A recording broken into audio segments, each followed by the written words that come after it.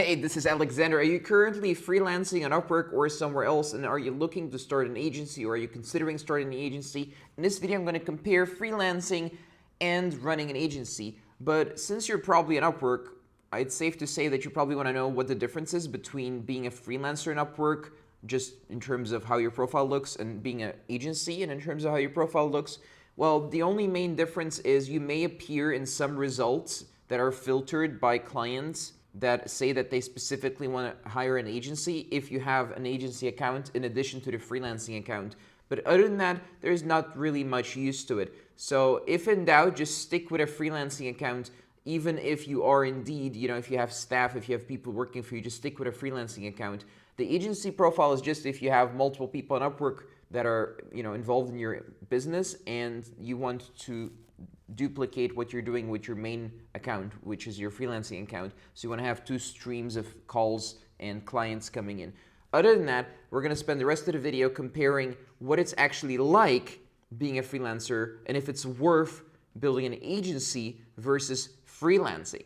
So most freelancers, they actually spend a lot of time on delivering the work to clients, and they do work, then they stop because they need a new client. Then they do like lead generation to get hired as a freelancer. Then they stop doing lead generation because they got a new client. And then on it goes in a sequential, linear fashion. As you can see, this doesn't really translate into an income that is very scalable because it kind of depends on your time and how much you charge per hour. It's not really scalable much beyond that. So if you're considering not just selling your time and then sequentially going from selling time to lead gen to selling time, then you may want to consider having people on your staff. So what you do is, the first step is to give the easiest projects, the easiest tasks in your business that are worth $10 per hour or less in your time, right? So they're worth very, very little.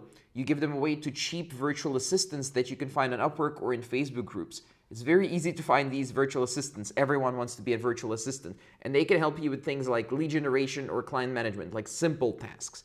And then for more difficult tasks, you can outsource them later when your business, when your freelancing career is, financially stable and financially viable. So when it's viable, let's say when you go from 4 to 6K, you can start hiring your second and third person that works for you for $3 to $5 an hour, right? But afterwards, when you reach $12,000 to $15,000 per month, which sounds like a huge amount of money, I know, but once you reach that, then you can outsource almost every project, every step in your business that needs to be done. And then what you're doing is, you're not just spending time on $10 an hour tasks or $50 an hour tasks or even $100 per hour tasks, but instead you're spending time, your personal time, on tasks that are between $500 per hour and $1,000 per hour. Once you're able to do that, every hour that you spend working, you make a large amount of money, and the rest of the time is filled by VAs and freelancers that are working for you. Once you're able to do that, then your business has a much bigger limit to how much money it can make. So even on Upwork, you can get to $20,000 to $30,000 or even $40,000 per month. Again, these numbers sound really big unless you understand, of course, that you're not doing all the work yourself. This is a team of people, and you're only taking about 40 to 70% of the money for yourself as profit margin. Everything else goes to the team, to delivery team, to the lead generation guy, to the project management guy or girl, and so on.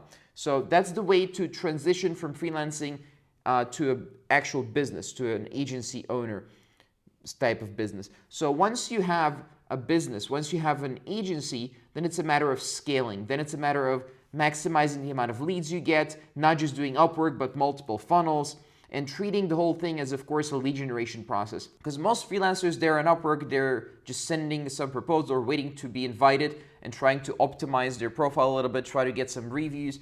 But it's just not really good enough. In a real agency, in a real business, you want to have multiple ways of getting clients. So Upwork, let's say Facebook ads, and LinkedIn, and some other ways that you can use. And once you have that, and you have delivery where you're spending maximum 5 to 20% of your time managing the delivery team, then you have a lot of your time to work what's called on your business instead of in your business, like yet another employee or freelancer. Because as a freelancer, you have essentially 5 or 6 jobs inside of your mini business, one-man business. But as an agency owner, you have one or two very high leverage activities that you do on a daily basis that produce a lot of revenue, a lot of bottom line results, because that's what it's about when you're building an agency.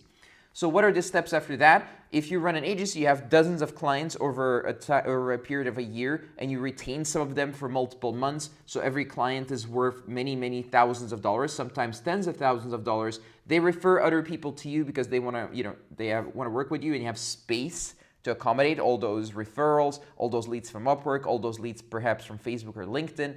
So once you have that, then you can start learning which clients you actually want to work with, which clients you prefer because they pay you more money and they're more fun and less of a hassle to work with. And you can choose clients based on how easy it is to fit them into your process. Instead of fitting into their process by being a freelancer, they're fitting into your process by making themselves a client of your agency, if they're qualified, if they can afford it, and so on. And it's a very different dynamic. The power dynamic is different. You get paid more as an agency owner if you do things right. So overall, I would recommend running an agency versus freelancing. This channel, the videos that I'm producing, they work for both, but I would recommend transitioning to running an agency, which is, a service business that provides a similar type of service as when you were freelancing.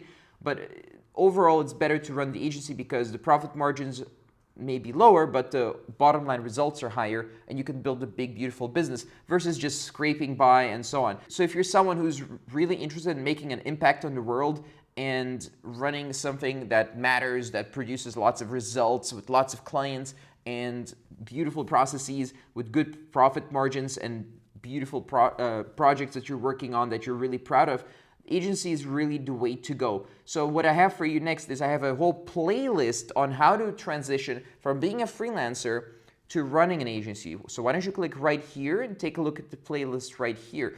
But also I want you to understand that if you just want to freelance or just have a job and just work for someone and just follow their processes, not really be your own boss, that's okay too. It's not for everyone, right? But if you're the right type of person who's looking to really scale and build something beautiful because you have ambitions, dreams, goals, and desires, then do check out the playlist right here. Also, I release videos such as this every day or two, so why don't you click on the subscribe button if you enjoy this content. I'd very much like to hear from you as well, so comment below. I'll personally respond to you and to your comment if you want to comment. So thank you very much for watching this video, and click right here for the full playlist on content exactly like this that will guide you through the process.